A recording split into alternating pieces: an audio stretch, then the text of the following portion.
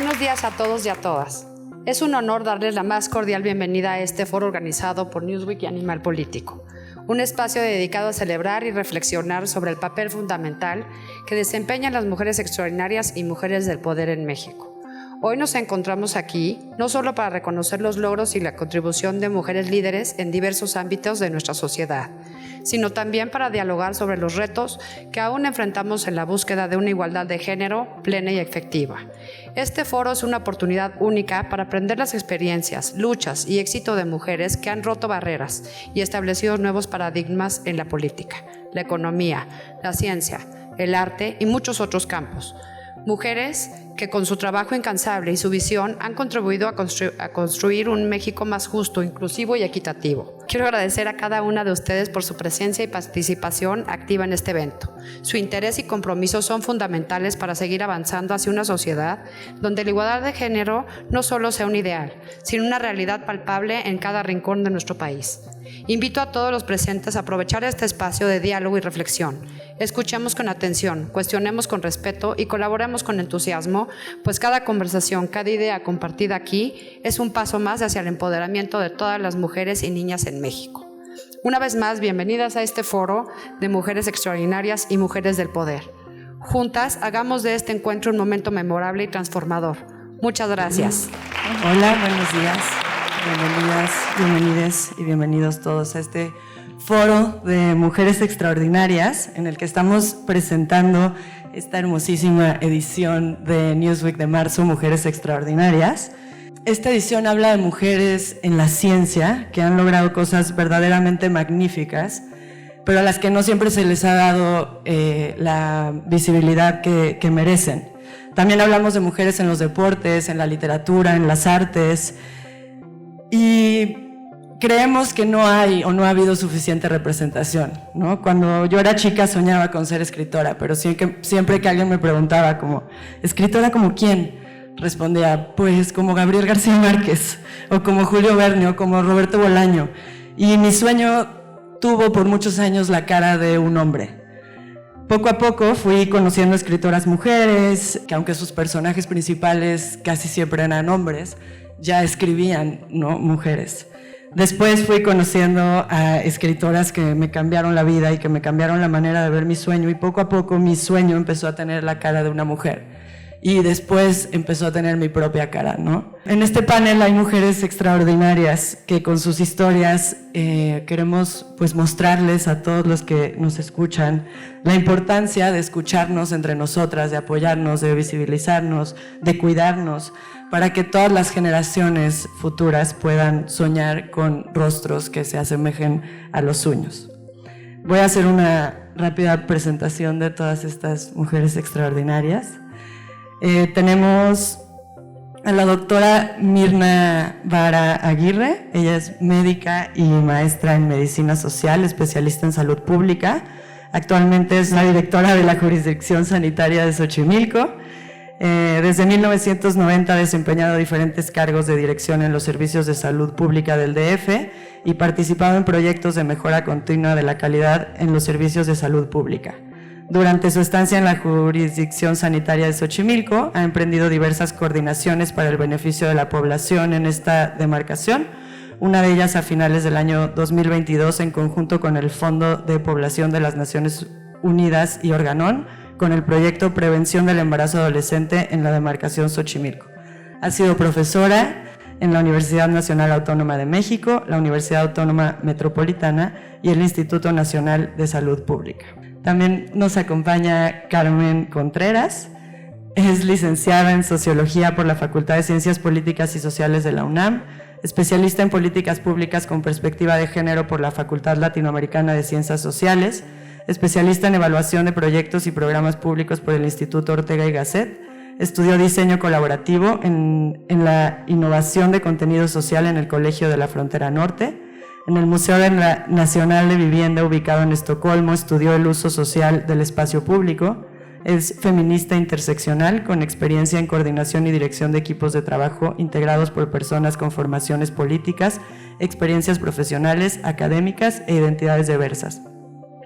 Es integrante del primer Parlamento de Mujeres de la Ciudad de México, Forma parte de la red internacional Women in Motion del Seminario de Sociología Política de los Cuidados del Instituto de Investigaciones José María Luis Mora, coautora del estudio Violence Against Women in Mexico, Conceptualization and Program Application para la Academia de Ciencias de Nueva York.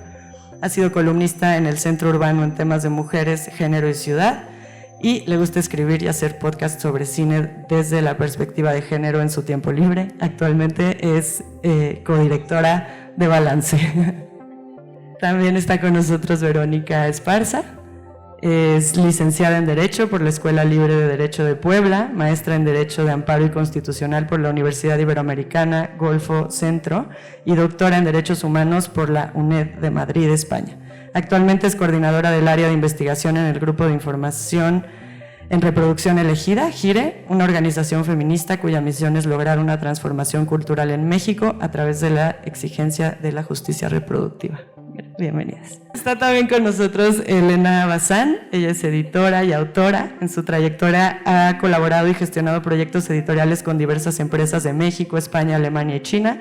Es autora del Acto de Nombrar y Manual de Escritura Competitiva, ambos bajo el sello de Aguilar de Penguin Random House, y creadora de diversos podcasts como Las Palabras de Nosotras, de La Langosta Literaria, entre otros. Tiene un máster en edición por la Universidad Autónoma de Madrid y un máster en lexicografía hispánica por la Escuela de Lexicografía Hispánica de la Real Academia Española, además de su licenciatura en Letras Iberoamericanas por la Universidad del Claustro de Sor Juana. Bienvenida. También está con nosotros Frida Giadí Díaz González. Es oficial de formación del Programa de Mujeres Indígenas del Instituto de Liderazgo Simón de Beauvoir. Se encarga de la implementación y seguimiento de los procesos de formación presenciales y a distancia y de la construcción de alianzas con otras organizaciones. Frida es mujer ñañú y artesana originaria del Valle del Mezquital del estado de Hidalgo, licenciada en Ciencia Política y Administración Pública por la UNAM, diplomada intercultural para fortalecer el liderazgo de mujeres indígenas por el FILAC y participante del Seminario de Identidad y Liderazgo Comunitario impartido por the University of New Mexico, cofundadora del colectivo juvenil intercultural Nuestras Voces y de Milpa Climática. Bienvenida. También está con nosotros Marilú Razo. Ella es maestra en saberes sobre subjetividad y violencia con especialidad en práctica psicoanalítica, posicionamiento ético ante el dolor en el Colegio de Saberes, licenciada en Ciencias Políticas y Administración Pública por la Universidad Iberoamericana, en donde cursó la especialidad en exclusión social y encierro, psicoanálisis y derecho. Durante más de 20 años ha dado atención a mujeres en situación de violencia en razón de género y trata de personas. Actualmente es directora ejecutiva de Espacio Mujeres para una vida digna, libre de violencia. Es documentalista y productora de contenidos en temas de derechos humanos, entre los que destaca la serie para televisión La Ruta de la Trata, que obtuvo el Premio Nacional de Periodismo 2021. Bienvenidas. Es realmente un honor poder conversar con todas ustedes y escucharlas conversar entre ustedes. Será seguramente lo más magnífico de esta reunión. Cuando platicábamos de qué trataría este foro, pensamos que lo más importante es eso, ¿no? Como visibilizar la importancia de la sororidad, la importancia de conocer, admirar a otras mujeres, pero también de tener en nuestro grupo de apoyo a otras mujeres que nos empujen hacia lo que queremos, que nos digan que lo que soñamos es posible y que podemos alcanzarlo y que de verdad haya mujeres en ese camino que hagan que lo sea, ¿no? Que no sea solo el discurso de puedes ser lo que quieras, sino que se acompañe hasta que se logre. Y me parecía interesante saber de voz de cada una de ustedes quiénes fueron en su vida o quiénes continúan siendo y quiénes han sido hasta ahora esas mujeres que las han impulsado a seguir, ¿no? Si es que las han tenido y si no, pues justo hablar de qué tan importante hubiera sido, qué tanto más fácil hubiera sido el camino con esas mujeres al lado suyo.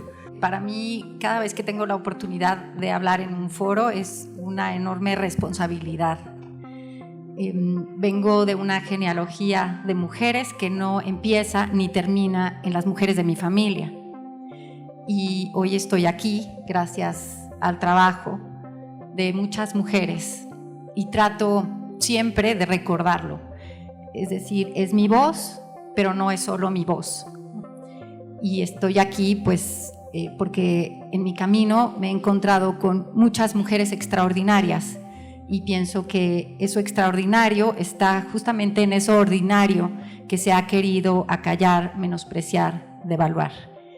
No sé, pienso que en mi vida he tenido como muchas aliadas que me han ido abriendo el camino, que me han ayudado a ponerle nombre a inquietudes que tenía, y son mujeres, algunas que he conocido personalmente, pero otras que he podido conocer a partir de la lectura.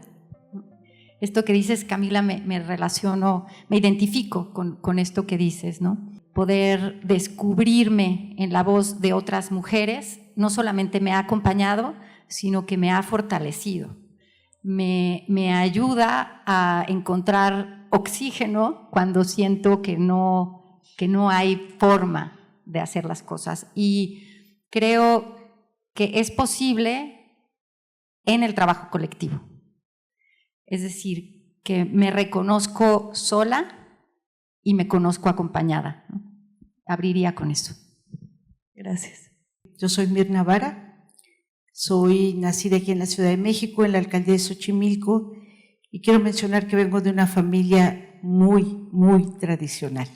Y eso es como de entrada para decir las dificultades que se tienen para salir adelante. Mis primeros referentes en realidad fueron mis abuelas, que en realidad fueron mujeres muy adelantadas a su época, tomaron decisiones que eran como impensables para ese momento. Y mi mamá, pues aunque quería, no podía. En realidad estaba como más sojuzgada y además no se atrevía. Curiosamente, en mi vida, quienes me impulsaron originalmente a sí se puede, fueron los varones. Fueron dos varones, uno que fue mi profesor en la universidad y que fue quien me empezó a promover así de, sí puedes y te vas a ir a estudiar a Costa Rica. Y entonces nos fuimos 12 estudiantes a estudiar salud comunitaria y de los 12 solo 4 éramos mujeres. Y bueno, ahí empecé como a pensar que sí se podía salir adelante a pesar de mi condición de mujer. Aunque yo decía, pues sí puedo, claro que sí puedo. Posteriormente tuve otro impulso, fue también de otro varón que me impulsó a estudiar la maestría. Porque le dije, es que no sé, no estoy segura. Me dijo, claro que sí puedes. Y vete y estudia y prepárate y estudia medicina social. De hecho, por eso no fue solo por eso, fueron otros elementos ya de mi práctica médica donde yo decía, ¿cómo es posible? Tengo al mismo cliente cada 8 días, hoy se enferma de gripa, dentro de 8 días de diarrea, la siguiente vez, otra vez ahora de parásitos. Era el mismísimo. Entonces yo decía, pues algo está pasando aquí. ¿Cómo puede ser que sea el mismo personaje? Bueno, los mismos personajes. Descubro la desnutrición. Eso me sensibilizó mucho y esta otra persona también me dijo, creo que en la maestría de medicina social puedes encontrar algunas respuestas a las preguntas que tienes. Inicié con un seminario de economía política. Esa maestría yo decía, ¿qué estoy haciendo aquí? Yo soy médico, ¿qué voy a hacer aquí? No entendía absolutamente nada de lo que era la plusvalía, de lo que era… Decía, no sé, me voy a retirar de aquí. Y esa persona me dijo, sí puedes, sí vas a aprender y vas a ver que lo vas a lograr. Y bueno, sí la logré, sí terminé la maestría. Y después me empecé a desempeñar en el sector público. Bueno, primero tuve oportunidad en una asociación civil, pero después en el sector público, y ahí sí que era todo un reto. Bueno, es todavía un reto. Yo tengo 30 años de trabajar en la Secretaría de Salud y desde hace 3 años soy directora. Antes de eso fui subdirectora, jefe de departamento, con mis jefes. Bueno, es más, yo estaba haciendo ayer el recuento de que en los servicios de salud pública de la Ciudad de México, que es donde trabajo, nunca ha habido, en los 30 años que yo tengo, una directora general. Nunca. Directoras de área, tampoco. Hasta este sexenio, que sí, con esta administración de la doctora Oliva López Arellano, que es nuestra secretaria de Salud, se aperturó para que varias mujeres fuéramos directoras de jurisdicción. Y bueno, hasta ahí lo dejaré ahorita por lo pronto. Yo quiero comenzar con mi relación más inmediata, que es el linaje femenino, ¿no? El linaje femenino familiar, estos espacios que nos construyen viendo hacia atrás, entendemos en dónde estamos y por qué somos estas mujeres. Y les invito a todas las personas del público a que piensen cuál es su linaje femenino, hombres y mujeres, ¿no? Y les aseguro que se sorprenderán de ver el impulso que han tenido desde estas mujeres en su vida. Y el segundo, la comunidad, por supuesto, ¿no? La comunidad, la más inmediata, el día de hoy, esta mesa, sin exagerar, ¿no? O sea, los aprendizajes, la admiración a todas. Yo creo fielmente en que cada día hay una mujer que me impulsa, o sea, cada historia, la conozcan o me cruce o no con estas mujeres de manera cercana, a veces solo viendo a los ojos, podemos decirnos algo y esto es importante. Y quisiera ampliar un poquito, si me permites, porque yo, hablando de lenguaje, el término de sororidad para que también nos conectemos mucho más. Hay varias definiciones de la palabra sororidad, de hecho históricamente es muy interesante desde dónde viene y quiero hablar de la resignificación de las palabras. Hay muchas definiciones de sororidad, muchas de ellas, la mayoría desde los feminismos y diferentes teorías de los feminismos. Yo les comparto la mía, que es la disposición hacia otras, la disposición hacia las mujeres, que es muy factible abrirlo y yo recomiendo siempre también hacia otros grupos minoritarios y disidencias y demás. Entonces, en esta idea de la disposición hacia otras, yo creo que es un espacio donde podemos hacer una gran comunidad, ¿no? Y yo veo la sororidad desde 3 lugares. Lo primero es un encuentro con la otra. Tenemos que encontrarnos en algún lugar, en algún espacio y en algún momento. Y por eso existe este foro hoy, por ejemplo. Lo segundo es el reconocimiento de la otra, porque si algo nos sucede a las mujeres es la invisibilización de todos los rasgos que tenemos, de nuestro cuerpo, de nuestro espacio físico, de lo que nos pertenece, económicamente, patrimonialmente, de nuestros pensamientos, de nuestra posibilidad de expresarnos. Estamos invisibilizadas constantemente. Entonces, el encuentro en la sororidad es decirte, te veo, existes, te veo, y esto es importante. Y más allá tal vez te escucho. Esto es también sororo. Y por último, la confrontación, porque si hay algo que sucede en la sororidad es que nos confrontamos desde un lugar en el que nos vemos, nos reconocemos y nos cuestionamos. Constantemente las mujeres estamos intentando llegar a un mejor lugar y esto no es solapando nada, todo lo contrario, es cuestionando desde dónde estamos. Siempre que me hacen esta pregunta pienso en 2 planos, las mujeres que he conocido a lo largo de mi vida y las que nunca llegué a conocer. Y por supuesto que en las que he conocido a lo largo de mi vida están desde las mujeres de mi propia familia, mi madre, mis hermanas, que siempre me han acompañado y que siempre hemos sido contestatarias. Nunca pertenecimos a un modelo, digamos, el promedio de familia mexicana, sino que siempre hemos estado cuestionando constantemente lo que pasaba a nuestro alrededor, y no por una formación académica o teórica, sino por una simple cuestión de sobrevivencia en un medio urbano difícil que tenía que encarar violencia en la calle, violencia en la escuela, que tenía que encarar ciertas discriminaciones por cómo hablábamos, por cómo nos vestíamos, por cómo nos conducíamos por la vida. Pero ellas siempre acompañaron eso y me hicieron también una persona contestataria, gracias por eso, para pensar de manera crítica todo lo que pasaba a mi alrededor, por qué no podían gustarme los deportes, por qué no podía gustarme la oratoria, por qué había más niños en el equipo de oratoria que niñas, por qué había más niñas concursando en química y en el caso de las ingenierías había más niños. Entonces todo eso me ayudó a pensar de manera crítica y hasta ahora esas mujeres que han acompañado mi vida me siguen formando ese pensamiento crítico alrededor. Y las mujeres que no conocí, pues obviamente las grandes escritoras dentro y fuera de México, Rosario Castellanos, o por ejemplo fuera de México, Herta Müller, porque finalmente ellas también tuvieron un punto de vista crítico de todo lo que pasaba, desde el régimen político hasta la sobrevivencia cotidiana. Entonces esos son los 2 niveles.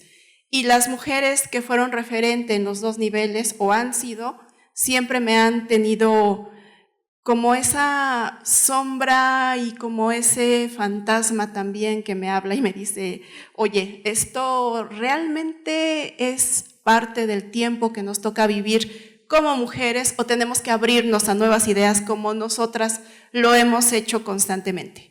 Y creo que eso puede resumir, más que dar nombres, puede resumir lo que pienso de mis mujeres referentes. Gracias. Gracias. Bueno, pues también, o sea, coincido como con muchas de las cosas que han estado comentando acá las compañeras. Creo que en mi caso también las primeras mujeres que pues que me invitaron como a imaginar que las mujeres indígenas podíamos tener otras realidades cuando muchas veces se nos niegan esas realidades. O sea, creo que indiscutiblemente pues fueron mi abuela, mi mamá, que ellas como artesanas pues construyeron varios caminos para muchas de nosotras, para muchas de las mujeres de la comunidad, en donde no había camino, en donde no había realidad posible alguna. Creo que ellas fueron las primeras en muchos sentidos que dijeron como, bueno, no hay caminos, pero los podemos construir y podemos construir realidades que hasta ese momento no habíamos imaginado, ¿no? Creo que ellas fueron como las primeras que quizás sin darse cuenta en ese momento, muchísimo tiempo después nos comparten a muchas de las mujeres de decir como, bueno, podemos imaginar otras realidades posibles y podemos imaginar construir otras realidades posibles y podemos construirlas también, ¿no? Entonces, creo que indiscutiblemente fueron ellas. También creo que conforme también pues fui creciendo, fui estando en otros espacios, creo que siempre me sentí muy inspirada también, especialmente por las mujeres indígenas que estuvieron o han estado colocando la palabra, la voz, el cuerpo en diferentes espacios públicos,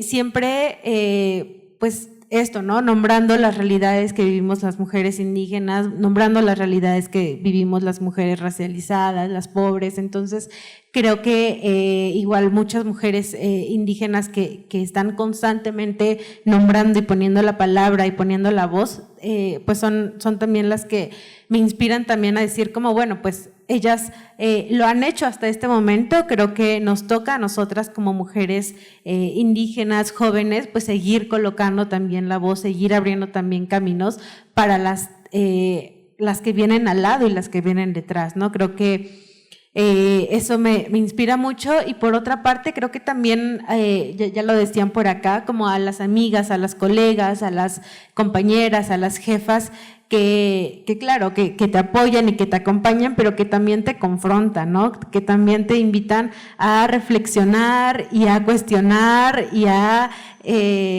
pues, a rebatir eso que tú ya tenías como súper claro que era esto, aquellas que te invitan a decir, híjole, pues yo creo que no, por esto creo que también van haciendo como ese pedacito de mujer, o de mujeres, o de las personas que somos ahora, ¿no? Entonces creo que somos la voz también de todas ellas y somos como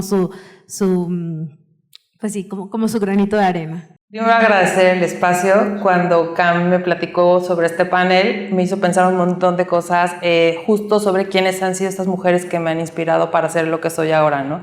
En unos días cumpliré 50 años y han sido un montón de mujeres las que han dejado huella en mi vida de muchas maneras, ¿no? Yo nací en Puebla. Las mujeres en mi casa, mi abuela, mis tías, mi mamá, no tuvieron las mismas oportunidades que tuve yo. Recuerdo siendo una niña que mi abuela me comentaba que ella había estado enamorada mucho tiempo de un muchacho, pero no tuvo la posibilidad de elegir y la casaron con un señor 20 años mayor que ella. Esas realidades, siendo yo una niña, pues son muy fuertes, ¿no? Mi mamá, mis tías vivieron en un contexto de muchas carencias económicas y de muchas carencias afectivas y de violencia. Sin embargo, bueno, mi abuela, siendo ya adulta, justo empezó a estudiar, empezó a formarse, logró entrar a la Escuela Normal Superior a ser maestra de manualidades. Y bueno, ella compartía con un entusiasmo su vida dando clases en la Escuela Normal Superior, que inspiraba a entender que a pesar de estas realidades tan pues sí, complejas, logró hacer algo que le llenaba, ¿no? Mi mamá, por el contrario, también sigue trabajando, ha trabajado durante mucho tiempo para dejar atrás todas las experiencias de violencia en la que tuvo siendo una niña, una adolescente, incluso siendo adulta, ¿no? Yo, por el contrario, pues tuve la fortuna de crecer en un ambiente familiar lleno de amor y de respeto, y creo que eso también me ha hecho valorar mucho más en donde yo pude crecer, ¿no? Mi primer oportunidad laboral fue en la Comisión de Derechos Humanos de Puebla, en un programa que recuerdo que se llamaba De la Niñez y las Mujeres. Y escuchar tantas problemáticas tan diversas de estos grupos me hicieron entender desde ese momento que mi vocación era la defensa de los derechos humanos. El primer año que me titulé decidí seguir estudiando y me inscribí a la maestría, y al terminar el primer semestre, me acuerdo que en ese momento el entonces primer visitador de la Comisión Nacional con sede aquí en la Ciudad de México me invitó a sumarme a su equipo de trabajo. Obviamente no dudé ni un minuto en decir sí, voy. Lo primero que tenía que hacer era comentarle a mis papás, ¿no? Que bueno, en ese momento ya tenía 24 años, cualquiera podría pensar que es una edad suficiente para poder tomar esas decisiones, pero bueno, mi contexto familiar era un contexto familiar ultraconservador. Entonces, bueno, obviamente no dudé en decirles, me voy a México, tengo que estar el siguiente mes. Contrario a lo que pensé, tanto mi mamá como mi papá me apoyaron desde el primer minuto y me dijeron, sí, te acompañamos a México. Recuerdo llegar a México y empezar a buscar dónde vivir. Así llegué a la casa, 2 edificios junto a la sede central de la comisión, y renté el cuarto a una señora que en ese entonces tenía 60 años altos, una argentina, Lía, que se convirtió en mi primer apoyo en México y mi mejor amiga. En la comisión justo también creo que las experiencias de mujeres, pues sentirme en este espacio en el que sentía que podía hacer algo por las personas que llegaban a la comisión, fue como, ahí tenía que estar yo, en defender derechos humanos, en entender que no solamente era escuchar de una manera empática y entender estas problemáticas, sino que podía hacer algo para cambiar este destino de las personas que llegaban a la comisión, ¿no? Bueno, durante muchos años en la comisión ocupé diversos cargos, pero uno era justamente emitir recomendaciones a partir de que se acreditaban violaciones de derechos humanos. Y siempre me acuerdo en tratar de encontrar justo unas recomendaciones que justamente buscaran garantizar o reparar de alguna manera las violaciones a las que se habían enfrentado estas personas que acudían a la comisión, ¿no? Después, bueno, no voy a alargarme muchísimo, solamente decir cómo llegué a donde estoy ahora, ¿no? GIRES, el Grupo de Formación y Reproducción Elegida, donde ahora trabajo, era mi referente durante mucho tiempo, fue mi referente de una organización en la cual quería estar, ¿no? Apliqué a una vacante en 2016, no logré quedarme, pero yo siempre estaba ahí, ¿no? En 2018 se vuelve a abrir una vacante, ahora en el área de investigación, obviamente me postulé. Pues sí, cuando recibí la noticia que había logrado conseguir el puesto de investigadora en ese entonces, 2018, bueno, pues mi sueño hecho realidad, ¿no? Un espacio en el que podía seguir construyendo, pero además rodeada de mujeres maravillosas en estos espacios de ayuda, mujeres con los mismos pues sí, motivos de lucha. Creo que ha sido, pues sí, como mostrarme que podía llegar a esto que me había propuesto desde hace muchos años antes, ¿no? Y creo que ahí lo dejo ahorita. Qué bonito, gracias a todas por compartir estas historias. Casi todas hablaron de la familia, del núcleo familiar, ¿no? De la importancia del apoyo de las personas que forman ese núcleo. Y me interesa mucho que todas le hablan también a las mujeres y a las adolescentes, ¿no? Cada una desde su espacio, ¿no? Desde la salud, desde la seguridad, los derechos reproductivos, desde el lenguaje, el conocimiento, ¿no? Todas están hablándole a estos grupos de mujeres y de adolescentes.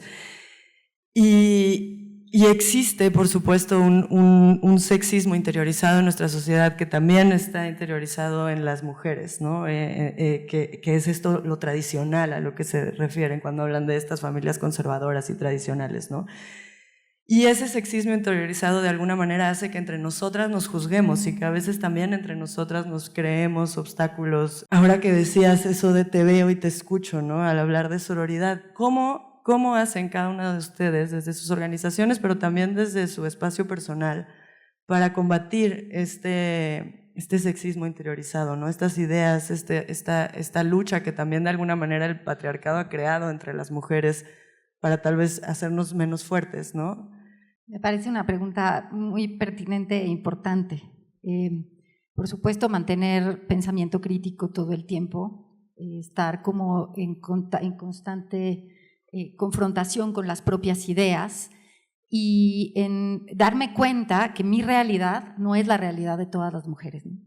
Y que estamos atravesadas no solamente por sexismo, sino también por clasismo, racismo, y que muchas veces el privilegio nos convierte en ciegas, los distintos privilegios. Entonces, para mí ha sido una tarea de vida poder reconocer todos esos prejuicios, y no solamente prejuicios, sino mirada corta, que lo que puede hacer es alejarme en lugar de acercarme, ¿no? En ese sentido, diría el pensamiento crítico, la escucha.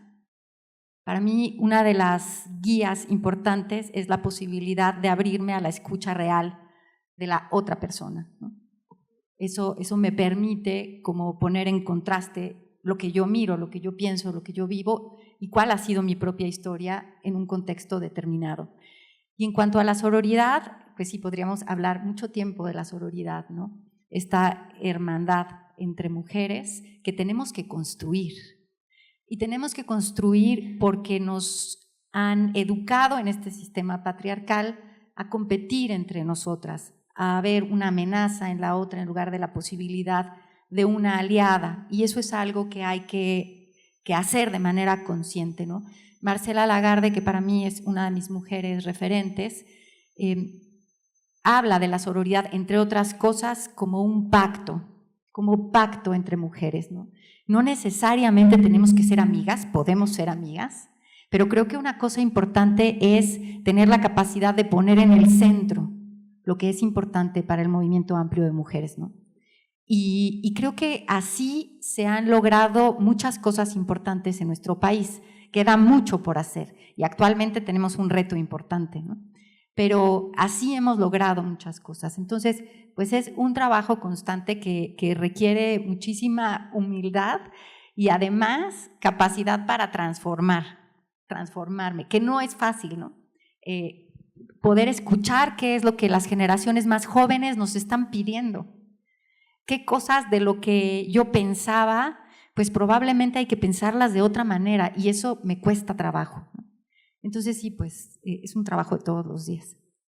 Yo enfrento desde el lenguaje, que es mi especialidad, que es mi cotidiano, que es mi forma de relacionarme. Y además de lo que ha sumado, se trata de sexismo, clasismo, racismo, machismo, patriarcado, opresión, y vamos subiendo, ¿no? Y estas son palabras que tendríamos que recordarnos todos los días, porque hay una trascendencia en nombrar. Nombrar importa, es trascendental. Si no nombramos, no podemos percibir lo que estamos viviendo, o nosotras, una a una, o la persona que tenemos cerca, o la persona que está hasta el otro lado de la sala que podría necesitar un acompañamiento. Entonces, nombrar nos permite entender qué está sucediéndonos o sucediéndole a alguien una situación, nos permite reconocerla y cuando la reconocemos le ponemos un valor y decimos, es peligroso, es violento, es opresivo, es injusto, es inequitativo y demás, ¿no? Entonces, el principio es nombrar. O sea, yo tengo, constantemente estoy conversando con diferentes grupos y en diferentes espacios en donde tengo el honor de participar y también sumamos otras palabras. O sea, yo siempre hablo y mucho con mujeres más jóvenes que yo y les pregunto cuáles son estas palabras que les cambian la vida, ¿no? O sea, cuáles son las palabras que les ayudan a salir adelante y, muy importante, a sobrevivir, porque tristemente no todas sobrevivimos. Y esa es una palabra importante, sobrevivir. Y la siguiente es supervivencia. Una vez que sobrevivimos, las que logramos sobrevivir, que es lo más injusto que creo que podría decir el día de hoy, podemos supervivir. Entonces yo, desde el lenguaje, desde nombrar, desde reconocer, porque cuando yo reconozco y hablo en voz alta, y como tú dices, es una deconstrucción desde tu lugar, desde tus privilegios, desde tu espacio todos los días. Cuando contamos la historia, y esta es otra invitación, y es parte de poner el cuerpo, contar tu propia historia, ¿no? Decir, yo he vivido esto, esta situación, esta opresión, esta violencia, tantas cosas, ¿no? Podemos ayudar a que otras mujeres, tanto más jóvenes o más adultas que nosotras, se reconozcan en que ya no sucedió. Y si le pasó a una, chicas, es que no hay vergüenza que nos haya pasado a las demás. Y eso es importante. Entonces, yo voy en esta marea a partir del lenguaje y de nombrar y de insistir que nos reconozcamos en el lenguaje. Me encanta, que además justo nombrarlo lo hace una experiencia colectiva, ¿no? Deja de ser solo mío y se vuelve algo que nos atraviesa a muchas. Bueno, es una pregunta sumamente compleja, pero siempre encuentra como una aplicación práctica en la realidad, más allá de las palabras y de lo discursivo, porque finalmente sí debe haber un ejercicio de empatía, de escucha activa con quienes tienen realidades diversas y entendiendo el propio privilegio de estar situada en cierta situación, contexto, preparación académica, oportunidades, etcétera. Entonces, si empezamos a cuestionar un poco las asimetrías económicas, de poder, de clase, eso es un gran avance para entender lo que pasa con los otros o con las otras. Entonces, eso finalmente es como la base primaria para todo. Y en balance, por ejemplo, trasladando estas ideas a algo práctico, estamos ensayando lo que es un modelo de codirección, que es compartir el poder de decisión, pero también entendido como una capacidad creativa de las mujeres, una capacidad creativa y transformadora a la vez. Es decir, romper el paradigma de que dirigir una organización es centralizar las decisiones, diseñar desde arriba hacia abajo las cosas y no al revés, de abajo hacia arriba para que vaya siendo una decisión colectiva. Y lo que es compartir también las habilidades y conocimientos, saberes, porque en el esquema tradicional patriarcal de la dirección es que todo lo racional, científicamente comprobable, cuantitativo, etcétera, es válido. Y no la vivencia de la persona, no la subjetividad, no la historia atrás de la persona que dirige, y eso también lo estamos rompiendo, porque por supuesto que cuenta nuestras propias vivencias personales al momento de dirigir una organización, sea la que sea. Yo he estado trabajando en el sector empresarial, en el de las OSCs y en el sector gubernamental, y romper el paradigma de la dirección a través de compartir el poder con otras mujeres ha sido una experiencia, está siendo una experiencia sumamente interesante para trasladar esta parte de la escucha activa y el diseñar de abajo hacia arriba las cosas a algo que realmente tiene una aplicación práctica y que va a llevar a balance, creo yo, a otro nivel de interlocución con las poblaciones con las que trabaja, sin este tono condescendiente de que vamos a abrir puertas a las personas jóvenes. Eso no es cierto. Las personas jóvenes están abriendo sus propias puertas y están tomando el control de su propia agencia y se están empoderando a veces en procesos que necesitamos entender e involucrarnos en ellos. Esa es como la perspectiva desde balance. Pues es muy interesante esto que acabas de mencionar de nombrar las cosas, creo que es fundamental. Si no nombramos las cosas como son, no vamos a avanzar. El mundo médico es muy complejo. Yo creo que todos tienen sus complejidades, pero trabajar con hombres médicos es dificilísimo. Y mujeres médicas ya cada vez sabemos más, afortunadamente, pero en los espacios de dirección, ahorita que decías la dirección, pues son poquititos los espacios. Sin embargo, la sororidad en mi experiencia ha sido fundamental. Si bien hace rato comenté que hubo 3 varones que me impulsaron, la verdad es que quienes me han dado oxígeno han sido las mujeres.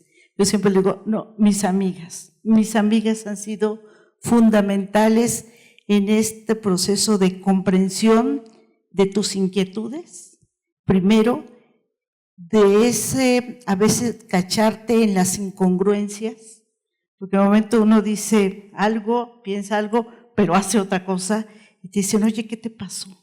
O sea, ¿cómo es que estás haciendo eso? Pero eso solo lo he encontrado con las mujeres. En realidad, en los hombres es la descalificación, ¿no? O sea, claro, ya se equivocó, pues tenía que ser mujer, ¿cómo no?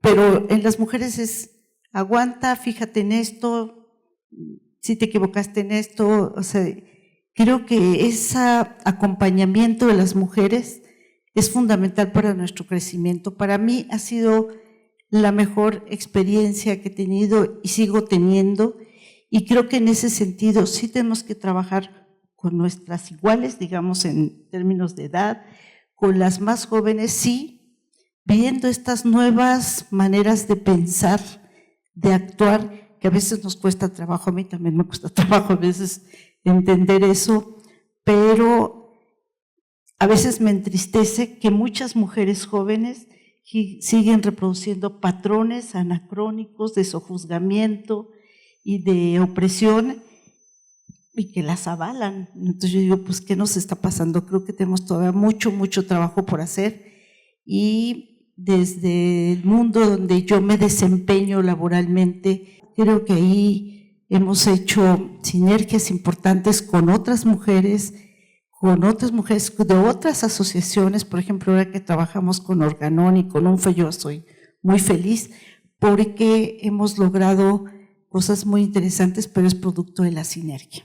Ahí lo dejaría. Me parece importante nombrar que cuando han habido otras compañeras que incluso justo hablando del cuestionarse y hablando como de mover lo que una creía también, o sea, me parece que cuando algunas otras compañeras justo han cuestionado o han colocado como estos cuestionamientos a estas palabras, como por ejemplo la sororidad, creo que sí nos lleva a la reflexión como, bueno, si quizá esta palabra no nos alcanza o esta forma no nos alcanza como entender de qué otra forma podemos pues convivir o tratarnos, o sea, creo que nos lleva justo a la reflexión entonces de qué otras formas podemos construir para tratarnos desde la dignidad y sobre todo también, pues, yendo en contracorriente no solo del sistema patriarcal, sino también de un sistema colonial, de un sistema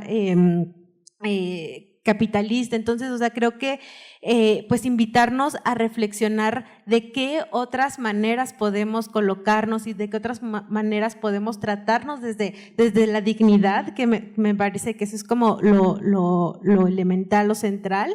Creo que nos invita también a reflexionar, pues bueno, de qué otras formas puedo construir pues en lo cotidiano, ¿no? Me parece también que justo parte de estos esfuerzos es pues justo el reconocer, el reconocer a la otra, el validar a la otra, el hacerlo también desde la admiración, desde el cariño genuino. Me parece que son como formas justo que pareciera pueden romper con muchas de las cosas que nos han dicho por mucho tiempo que debe de ser así, ¿no? Creo que hacerlo desde otras maneras y cuestionarnos también constantemente de qué otra forma nos podemos tratar desde la dignidad, me parece que son conversaciones que podemos tener ahora, pero que posiblemente no las acabemos ahora, ¿no? Posiblemente continúen estas conversaciones y se puedan encontrar también como otras miradas y otras formas. Justo me preguntaba en la mañana si sororidad tendría que ver también con que las mujeres que están en posiciones de poder o en direcciones desaprendan, ¿no? Que el poder significa dominar o explotar a los grupos subordinados. Y yo siempre he dicho que soy una feminista en deconstrucción permanente, la verdad. Sí, un poco trasladar todo esto a cómo se ve en organizaciones como Gire, han pasado avances importantísimos en los últimos años, pero esto no es producto de casualidad o del trabajo de una organización, sino el trabajo colectivo de movimientos feministas, de colectivas, de organizaciones de la sociedad civil. 2007 se despenalizó el aborto en la Ciudad de México hasta la semana 12.6 de gestación. Tuvieron que pasar 12 años para que se sumara otra entidad, Oaxaca.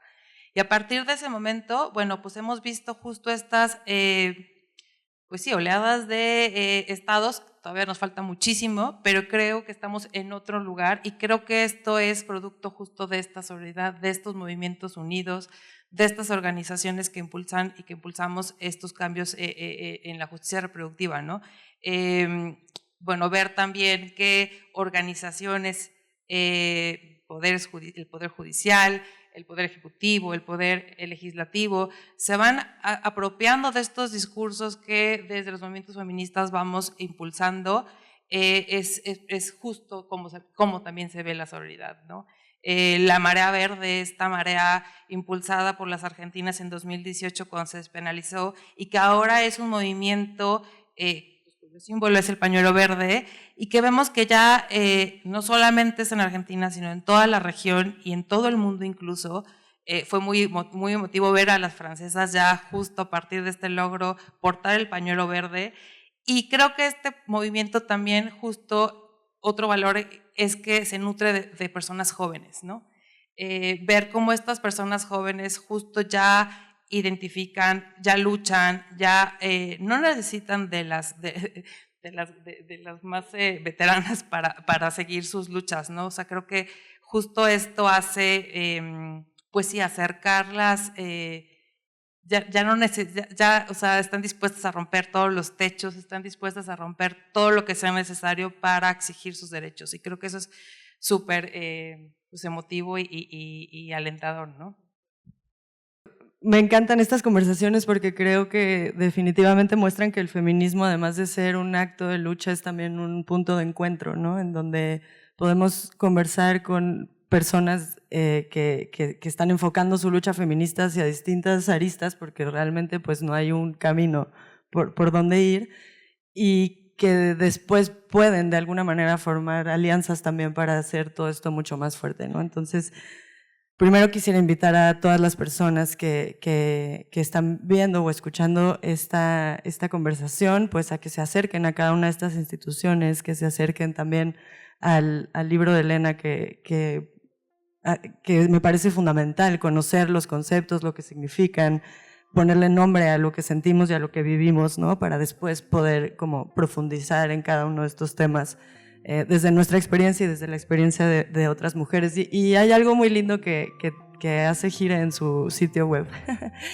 que al final de la biografía de cada una de las personas que trabajan ahí dicen, cuando se caiga el patriarcado, quiero, y algo que quieran hacer, ¿no? Y me gusta porque también es una muestra de que quienes están en esta lucha lo hacen también por una responsabilidad social, por una necesidad de cambiar las cosas, de tener una sociedad más justa, más libre, más dinámica también, ¿no? Pero que si eso no fuera necesario, tal vez estarían por decisión en otros espacios. Entonces me gustaría que mientras cada una se despide, ¿no? Tómense unos minutos para decir algo con lo que quieran cerrar, también nos cuenten, ¿no? Cuando el patriarcado se caiga, ¿qué van a hacer? Pues nada, yo pues decir que estos 50 años de vida han sido muchas mujeres extraordinarias con vidas ordinarias las que han marcado mi vida. Mi motor más grande es mi hija, 14 años, y que es mi inspiración para todo lo que hago. Y pues yo haré trampa porque yo ya sé qué haré cuando se caiga el patriarcado, porque viene así en la página de Gire, y es voy a comprar casas destruidas para remodelarlas y dejarlas en casas espectaculares. Ese es mi propósito. Bueno, pues yo igual me despido pues agradeciendo el espacio. Me parece que justo algo extraordinario que se construye desde el ILSB, desde el Instituto de Liderazgo Simone de Beauvoir, es justo pues impulsar el liderazgo de todas las mujeres el liderazgo extraordinario de todas las mujeres que participan en algún proceso formativo del ILSB, y pues nada, les invito también a que puedan pues echarse por ahí una clavada a todo este material y esta construcción maravillosa que se hace de forma colectiva desde el ILSB. Y pues nada, o sea, me parece que cuando termine el patriarcado, yo estaré en una hamaca, acostada, con mi doña Tzatia, que es mi perrita. Así me van a encontrar. Híjole, el día que el patriarcado se termine, una organización como la que yo dirijo no tendría razón de existir, porque ninguna mujer, ninguna niña, ningún niño o adolescente tendría que salir de su casa en cualquier hora del día, cualquier día del año, para salvar su vida o su integridad. Sería una mujer muy feliz y seguiría trabajando con mujeres, encontrándome con ellas para buscar espacios de creatividad sin que tengamos que estar protegiendo nuestra vida o nuestra integridad. Y agradezco mucho esta oportunidad y no me quiero despedir sin decir que solamente soy el rostro de muchas mujeres comprometidas que trabajan todos los días a favor de los derechos y las niñas en nuestro país. Y pues sí, ojalá que el patriarcado se caiga ya. Yo lo que quisiera es ver que caiga. y sí, cuando caiga seguramente seré muy feliz, pero seguramente tendremos nuevos retos. Seguiremos teniendo nuevos retos y siempre mi sororidad con las mujeres. Yo tengo 2 hijos varones y también es todo un reto educar varones bajo una perspectiva diferente, pero ahí la llevo, espero que sí sigamos por ese camino y desde el mundo en el que yo me desempeño todos los días, por eso digo, ojalá si lo vea caer. Seguiré trabajando también por los derechos, por la igualdad de oportunidades y por el derecho a la salud, que si bien se ha dicho y está escrito y todo, en el ejercicio ya real no existe y tendremos que seguir trabajando en eso. Y pues un gusto haber compartido aquí con las compañeras. Muchas gracias por la invitación. Gire es mi favorita. Me encantó porque además fue de las primeras que visibilizó el problema de la violencia obstétrica. Y creo que ese es todavía todo un tema que lo veo lejos de resolver. Pero seguro que sí lo vamos a hacer si seguimos trabajando juntas. Muchas gracias.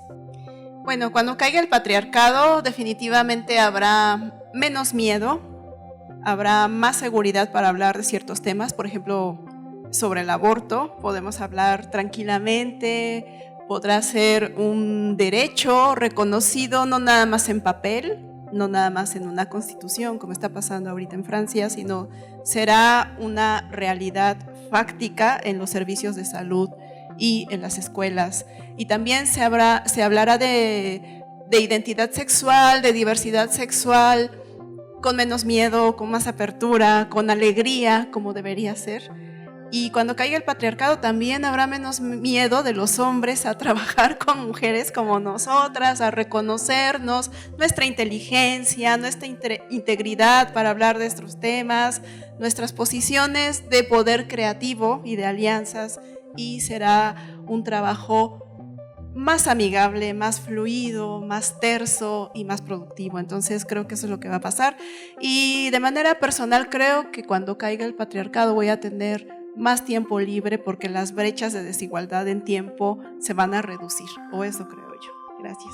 Por mi parte, bueno, agradecerles el espacio, el espacio todo de su tiempo, de su conciencia, de interesarles estos temas, y el espacio físico, crear lugares seguros para conversar es trascendental. Gracias por unirnos también.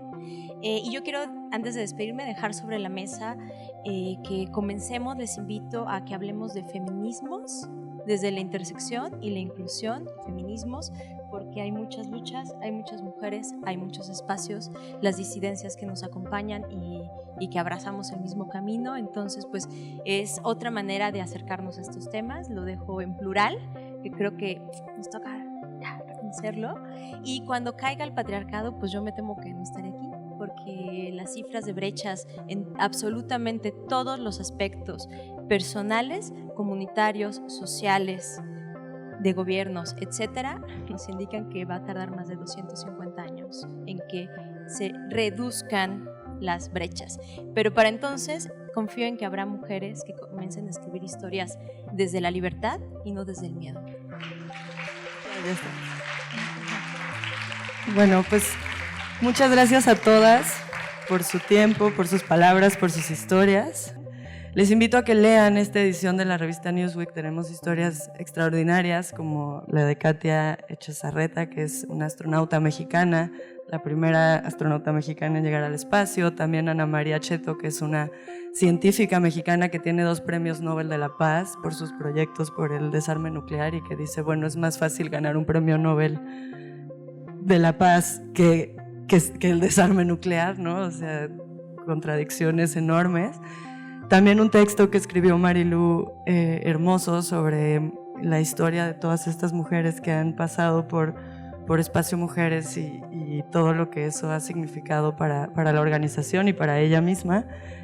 También Balance escribió un texto muy, muy fuerte, muy importante, y bueno, muchas historias más. Hablamos también del libro de Erendira Derbez y Claudia de la Garza, de mapas corporales, y pues todo en función de que nombremos, de que conozcamos, de que otras mujeres y adolescentes y niñas puedan tener referentes femeninos en su vida y que quieran alcanzarlo. Entonces, bueno, muchas gracias a todos, nos despedimos y que tengan un excelente día.